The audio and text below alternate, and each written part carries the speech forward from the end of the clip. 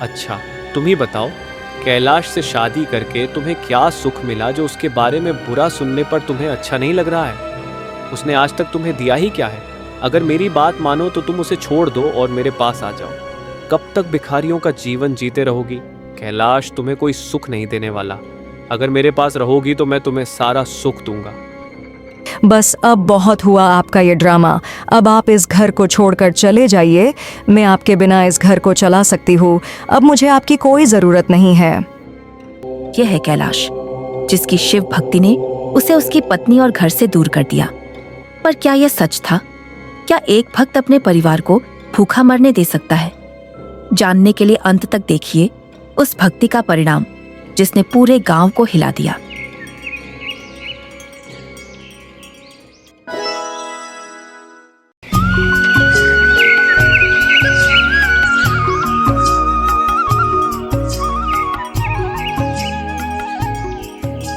शुरुआत होती है। काशीपुर नामक छोटे से गांव में एक छोटा सा परिवार रहता था। उस परिवार में भोलानाथ, उनकी पत्नी पार्वती और उनका पोता कैलाश रहता था। कैलाश के माता पिता का देहांत बहुत पहले ही हो चुका था, इसीलिए कैलाश को उसके दादा दादी ने पोछकर बड़ा किया था। अब भोलानाथ की उम्र ज्यादा हो चुकी थी, मगर भोलानाथ अभी भी काम करने में सक्षम था। वह बहुत ही मेहनती था। भोलानाथ के पोते कैलाश की कहानी बिल्कुल अलग थी। उसका किसी काम में मन नहीं लगता था। कैलाश हमेशा भगवान शिव का नाम जाप करने में समय बिताता था। वह हर समय सिर्फ भगवान का नाम जाप करता रहता था।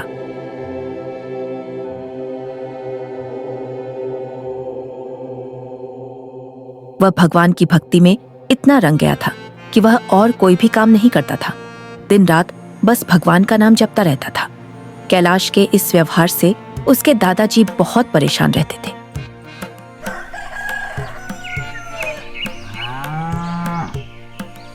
एक दिन जब भोलानाथ अपने खेतों पर काम करने जा रहे थे, तभी उन्हें बगल के गांव का एक गांव वाला मिलता है। राम राम भोलानाथ काका। राम राम नंदी बेटा। अरे भोलानाथ काका, बहुत ही दुबले पतले दिखाई दे रहे हैं। क्या बात है काका, तबीयत तो ठीक है ना आपकी? हाँ नंदी बेटा, पिछले कुछ दिनों से मेरी तबीयत ठीक नहीं लग रही। पर क्या करूं नंदी बेटा, खेत नहीं जाऊंगा, काम नहीं करूंगा तो घर कैसे चलेगा? लेकिन काका, आपकी तबीयत खराब है तो आप खेतों पर काम करने क्यों जा रहे हैं? कैलाश तो बहुत बड़ा हो गया है ना, क्या वह आपके कामों में हाथ नहीं बटाता? काका, आप अपनी जगह उसे क्यों नहीं भेजते खेतों पर काम करने के लिए? अब आपकी उम्र ज्यादा हो चुकी है। अब आपकी उम्र नहीं रही खेतों पर काम करने की। आप अपनी जगह खेतों पर उसे ही क्यों नहीं भेज देते हो? अब आपकी उम्र आराम करने की है, काम करने की नहीं। अरे नंदी, तुम्हें कुछ पता नहीं है। कैलाश एक नंबर का निकम्मा है। उसे किसी काम में कोई दिलचस्पी नहीं है। वह कोई काम भी नहीं करना चाहता है। मैंने बहुत कोशिश की कि वह कोई ना कोई अच्छा काम पकड़ ले। उसे मैंने शहर में अच्छी नौकरी लगवा दी थी, पर वह शहर से भी भाग आया। एक बार मैंने गांव के एक लड़के से बात करके गांव के ही मुखिया जी के घर में बहुत अच्छी तनख्वाह पर काम लगवाया था, पर उसने वह नौकरी भी छोड़ दी। मैं तो उसे समझा समझा कर थक गया हूँ। पता नहीं इस लड़के का क्या होगा। अरे काका, आपका पोता ऐसे नहीं सुधरने वाला। आप एक काम कीजिए, उसकी शादी करवा दीजिए। जब उसकी पत्नी घर में आ जाएगी तब उसके सर पर एक जिम्मेदारी आ जाएगी और वह अपने आप सुधर जाएगा। और आप खेतों का काम छोड़कर काकी को लेकर तीर्थ यात्रा पर चले जाइए। फिर देखिएगा वह कैसे काम पर जाता है। मजबूरी में उसे काम तो करना ही पड़ेगा। हाँ भाई, मेरे दिमाग में यह बात कैसे नहीं आई। मैं जल्दी से जल्दी उसकी शादी करवा दूंगा। अगर तुम्हारे नजर में कोई लड़की है तो तुम मुझे बताओ, मैं जल्दी से जल्दी उसकी शादी करवा देता हूं। हाँ, एक लड़की तो है मेरी नजर में। सुंदर है और कामकाज में भी बहुत होशियार है। आपके घर का सारा काम संभाल लेगी। वह बचपन से ही बहुत गुणी है। उससे आप कोई भी काम करवा सकते हैं। वह कभी मना नहीं करेगी और वह लड़की आपके पोते कैलाश को भी सुधार देगी। अरे नंदी बेटा, ये तो बहुत अच्छी बात है। मैं अभी घर जाकर पार्वती से इस बारे में बात करता हूं।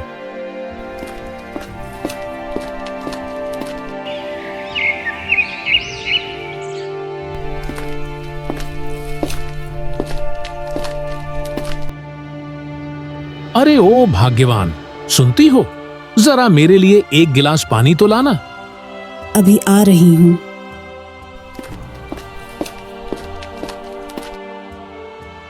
अरे जानती हो, जब मैं खेत पर काम करने जा रहा था तब मुझे पास के गांव वाला नंदी मिला। वह हमारे कैलाश के लिए एक लड़की के बारे में बात कर रहा था। उसने बताया कि उसकी नजर में एक लड़की है जो बहुत ही गुणी और सुशील है और देखने में भी सुंदर है। हाँ जी, आप ठीक कह रहे हैं। मैं भी यही सोच रही थी। हम दोनों तो इतने दिनों से कोशिश करके थक चुके हैं, फिर भी यह लड़का सुधरने का नाम तक नहीं लेता। शायद कैलाश शादी के बाद सुधर जाए। मैं भी यही सोच रहा हूँ कि यह अब नहीं सुधरेगा तो आखिर कब सुधरेगा? कमाएगा नहीं तो खाएगा क्या, और अपनी पत्नी को क्या खिलाएगा? और आने वाले समय में उनके बच्चे हो गए तो वह क्या खाएंगे? मजबूरी में उसे काम तो करना ही पड़ेगा।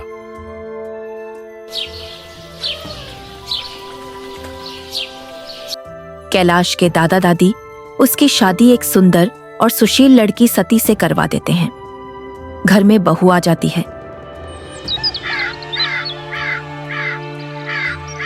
शादी के 1 महीने बाद कैलाश के दादा कैलाश से कहते हैं, कैलाश बेटा, हमने अपनी तरफ से पूरी जिम्मेदारी निभा दी है। अब हमारी जिम्मेदारी खत्म हो गई है और अब यह घर तुम्हें ही संभालना है। हम दोनों की अब उम्र बहुत ज्यादा हो चुकी है, तो अब हम सोच रहे हैं कि तीर्थ यात्रा पर चले जाएं और आखिरी दिनों में भगवान के दर्शन कर लें। इसलिए हम दोनों अब तीर्थ यात्रा पर जा रहे हैं। पता नहीं तीर्थ यात्रा करने में कितने दिन लग जाए, इसीलिए कैलाश बेटा, तुम अपनी जिम्मेदारी अच्छी तरह से निभाना। मैं यह सब तुम्हारे भरोसे छोड़कर जा रहा हूं। मैं उम्मीद करता हूं कि तुम हमें निराश नहीं करोगे।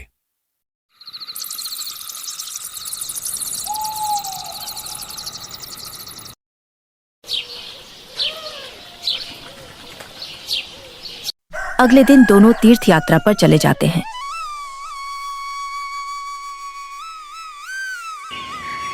ऐसे ही कुछ दिन बीत जाते हैं, मगर कैलाश की आदत में कोई सुधार नहीं होता। कैलाश पहले की तरह ही अपनी शिव भक्ति में लगा रहता है। कैलाश को भक्ति में डूबा देख उसकी पत्नी सती सोचती है, मैं कितनी भाग्यशाली हूँ। मुझे इतने अच्छे पति मिले हैं जो हमेशा भगवान की भक्ति में लीन रहते हैं। इनको किसी बात की कोई चिंता नहीं, बस प्रभु की भक्ति में लगे रहते हैं। सच में मैं बहुत भाग्यशाली हूँ।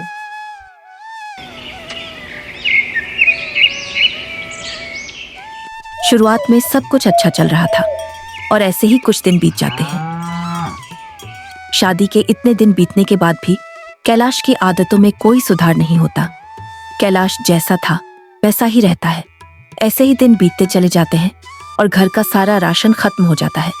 तब सती कैलाश से कहती है, सुनिए जी, आपको पता भी है क्या, घर का सारा राशन खत्म हो चुका है। आप कहीं जाकर कोई काम क्यों नहीं ढूंढते? जब देखो तब आप घर पर ही रहते हो, दिन रात प्रभु की भक्ति करते रहते हो और घर की जैसे तो कोई चिंता ही नहीं है। मैं मानती हूँ कि प्रभु की भक्ति करना अच्छी बात है, मगर इंसान को अपना कर्म भी करना होता है। अगर आप कोई काम नहीं करेंगे तो हम तो भूखे मर जाएंगे। इसलिए आपको कोई काम ढूंढना चाहिए। आपकी भक्ति करने से हमारा पेट नहीं भरेगा। अच्छा ठीक है, मैं कुछ करता हूँ। इतना कहकर कैलाश घर से बाहर चला जाता है और अपने खेत पर जाकर बैठ जाता है और सोचने लगता है, मुझे लगता है सती ठीक ही कह रही है। मुझे कोई ना कोई काम तो ढूंढना ही पड़ेगा। ऐसे काम नहीं चलने वाला। पर मैं कोई काम कैसे करूं? मेरा तो किसी भी काम में मन ही नहीं लगता। दादाजी होते तो वह सारा काम संभाल लेते, और अब तो वे भी नहीं हैं। मेरे पास इतना पैसा भी नहीं है कि मैं खेत में बीज बो सकूं। मैं एक काम करता हूं, थोड़े पैसे धन्ना सेठ से उधार ले लेता हूं। जब पैसे आ जाएंगे तब मैं उन्हें लौटा दूंगा। इतना सोचकर कैलाश धन्ना सेठ के यहाँ पैसे मांगने चला जाता है।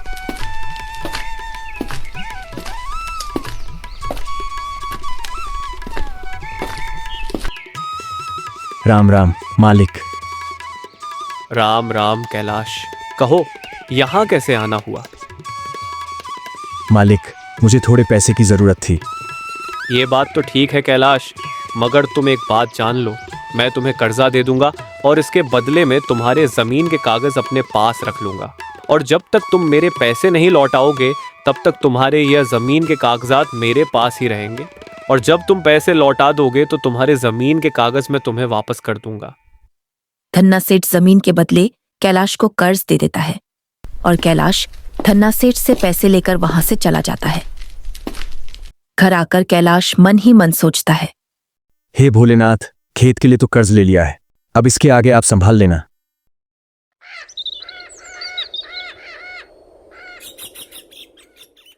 कैलाश अपने खेत में बीज बो देता है।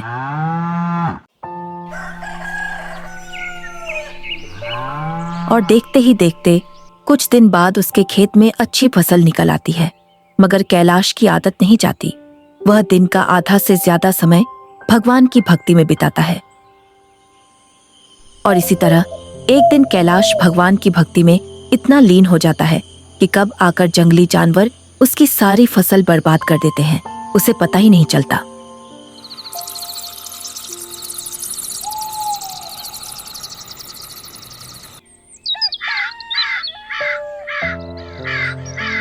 जब अगली सुबह कैलाश खेतों पर जाकर देखता है तो उसकी पूरी फसल खराब हो चुकी थी।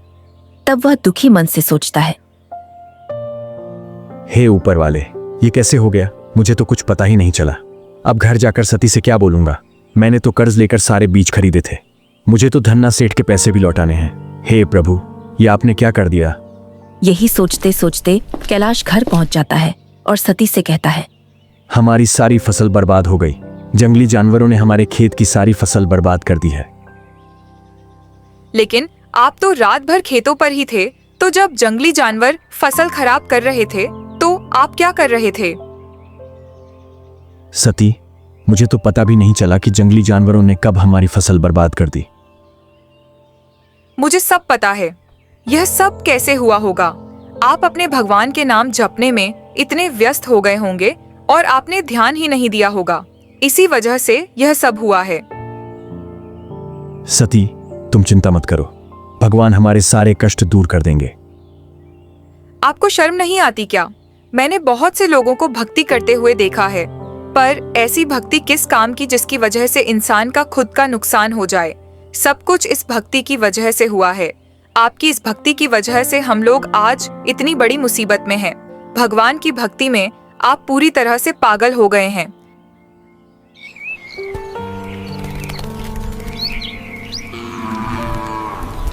इसी तरह कुछ दिन बीत जाते हैं और घर का बचा खुचा राशन पूरी तरह से खत्म हो जाता है। सती कैलाश की आदतों से तंग आ जाती है, लेकिन कैलाश को कोई फर्क नहीं पड़ता।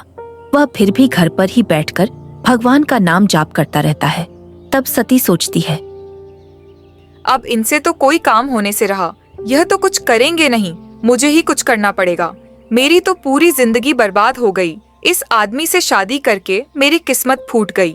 मैंने क्या सोचा था और यह आदमी क्या निकला। जब मैं शादी करके इस घर में आई तो मुझे लगा कि मुझे एक बहुत अच्छा पति मिला है जो भगवान की भक्ति करता है, लेकिन यह पता नहीं था कि यही भक्ति हमें एक दिन ले डूबेगी। आज भगवान की भक्ति की वजह से ही हमारे घर में खाने के लिए एक दाना तक नहीं है। इन्हें कितना भी मैं समझा लूं, यह कुछ नहीं करेंगे। यह भगवान की भक्ति में खुद भी भूखे रहेंगे और हमें भी भूखा रखेंगे। मैं एक काम करती हूँ, किसी के घर में साफ सफाई या फिर खाना बनाने का काम ढूंढ लेती हूँ। सती दूसरे के घरों में साफ सफाई, बर्तन धोने और खाना बनाने का काम ढूंढ लेती है। दूसरों के घरों में काम करके सती थोड़े बहुत पैसे कमाती है और जैसे तैसे करके सती के घर का गुजारा चलता है।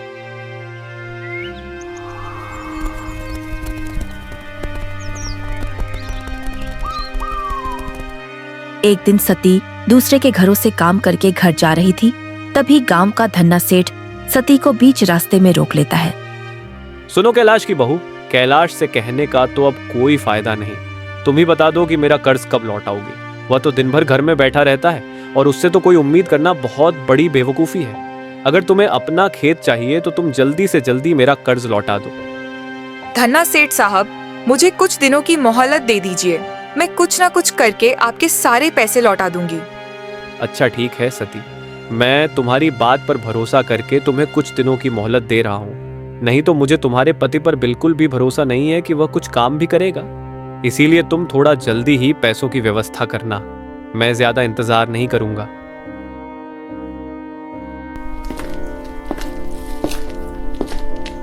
जब सती घर जाती है तो ये सारी बातें कैलाश को बोलती है। सुनिए जी, जब मैं काम करके घर वापस लौट रही थी तो गांव के धन्ना सेठ ने मुझे बीच रास्ते में रोक लिया और मुझसे अपने कर्ज के पैसे मांगने लगा। वहां गांव के कई लोग खड़े थे। उन सारे लोगों के सामने मेरी कितनी बेइज्जती हुई। उसने आपके बारे में भी बहुत बुरा भला कहा, लेकिन मैं उससे कुछ भी ना कह पाई क्योंकि इसमें उसकी कोई गलती नहीं है। सारी गलती आपकी है। जब आपको पता था कि आपसे कोई काम नहीं होगा तो फिर आपने धन्ना सेठ से कर्ज क्यों लिया? अब हम उसे कर्ज के पैसे कहाँ से लौटाएंगे? इतना सब हो जाने के बाद भी कैलाश अपनी भक्ति में फिर से लग जाता है। आपसे तो बात करना ही बेकार है। आप अभी तक वहीं अटके हुए हैं। क्या आपको पता नहीं है कि किस वजह से हम लोग आज इस मुसीबत में फंस गए हैं? भगवान कभी किसी की मदद करने नहीं आते।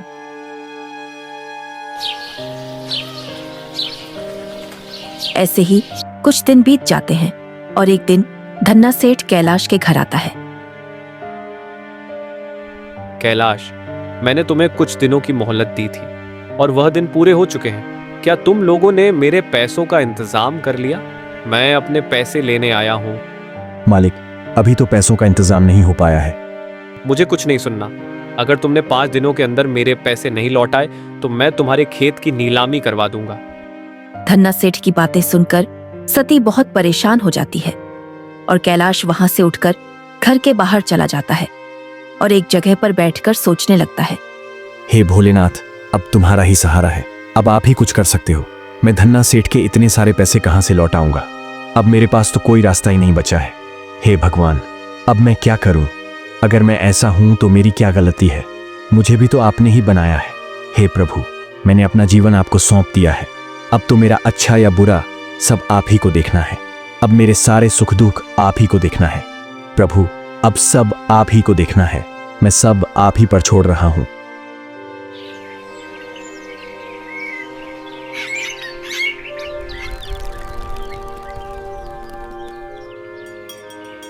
देखते ही देखते 5 दिन बीत जाते हैं और 5 दिन बीतने के बाद धन्ना सेठ फिर से कैलाश के घर आता है। सुनो कैलाश की बहू, कैलाश घर पर है क्या? आज 5 दिन पूरे हो गए हैं। नहीं धन्ना सेठ जी, वो तो घर पर नहीं है। उसे पता था कि मैं आने वाला हूं, तभी वह घर से बाहर भाग गया। कैलाश को क्या लगता है कि वह घर छोड़कर इधर उधर भाग जाएगा तो क्या मैं अपने पैसे उससे वसूल नहीं करूंगा? ऐसा बिल्कुल भी नहीं होगा। वैसे भी वह कामचोर काम पर तो गया नहीं होगा। मुझे उसे पैसे देकर ही बहुत बड़ी गलती हो गई। जो आदमी खुद का घर नहीं चला सकता, अपनी पत्नी का पेट तक नहीं भर सकता, वह कर्ज का पैसा कहां से लौटाएगा? इतना बेशर्म आदमी मैंने आज तक नहीं देखा जो अपनी पत्नी की कमाई पर अपना पेट पाल रहा है और खुद घर पर आराम करता है और तुम्हें काम करने के लिए लोगों के घर पर भेजता है। उसे तो शर्म के मारे कहीं जाकर डूब मरना चाहिए। आप मेरे पति के बारे में ऐसा मत बोलिए धन्ना सेठ साहब। आप जुबान संभाल कर बात कीजिए। आपको ऐसी बात करने में शर्म नहीं आ रही है क्या? क्यों ना बोलूं मैं भला? तुम ही बताओ। मैं कोई झूठ तो नहीं बोल रहा हूं और ये सच भी तो है, भले ही तुम्हें बुरा लगे। अच्छा, तुम ही बताओ, कैलाश से शादी करके तुम्हें क्या सुख मिला जो उसके बारे में बुरा सुनने पर तुम्हें अच्छा नहीं लग रहा है? उसने आज तक तुम्हें दिया ही क्या है? अगर मेरी बात मानो तो तुम उसे छोड़ दो और मेरे पास आ जाओ। कब तक भिखारियों का जीवन जीते रहोगी? कैलाश तुम्हें कोई सुख नहीं देने वाला। अगर मेरे पास रहोगी तो मैं तुम्हें सारा सुख दूंगा। नए कपड़े, नौकर चाकर, नई साड़ियाँ और तुम्हें मैं रानी बनाकर रखूंगा और सब कुछ दूंगा जो तुम चाहोगी। और हाँ, मैंने जो कैलाश को कर्ज दिया है वह भी माफ कर दूंगा। तो फिर देखना तुम्हारा जीवन कैसे बदल जाता है। हम गरीब हैं तो क्या हुआ, हमारी भी इज्जत है। आपकी हिम्मत कैसे हुई मुझसे ऐसी बातें करने की? निकल जाइए अभी के अभी मेरे घर से, नहीं तो मुझसे बुरा कोई नहीं होगा। हमने आपसे कर्ज लिया है तो क्या हुआ, हम आपका कर्ज लौटा देंगे। हम आपके कोई गुलाम नहीं हैं। जो आप जैसा कहेंगे हम वैसा ही करेंगे। आपने मुझे समझा क्या रखा है? जल्दी जाओ यहाँ से, नहीं तो गांव के लोगों को बुलाकर उनके सामने आपकी बेइज्जती ना कर दी तो मेरा नाम भी सती नहीं। तुम्हारी इतनी औकात, तुम मुझसे ऊंची आवाज में बात करेगी, मेरे ही टुकड़े पर पलते हो और मुझे ही आंखें दिखाती हो। अरे मैं तो तुम्हारे ही भले के बारे में सोच रहा था, और वैसे भी उस निकम्मे ने आज तक तुम्हें दिया ही क्या है, और तुमने मेरी ही बेइज्जती कर दी।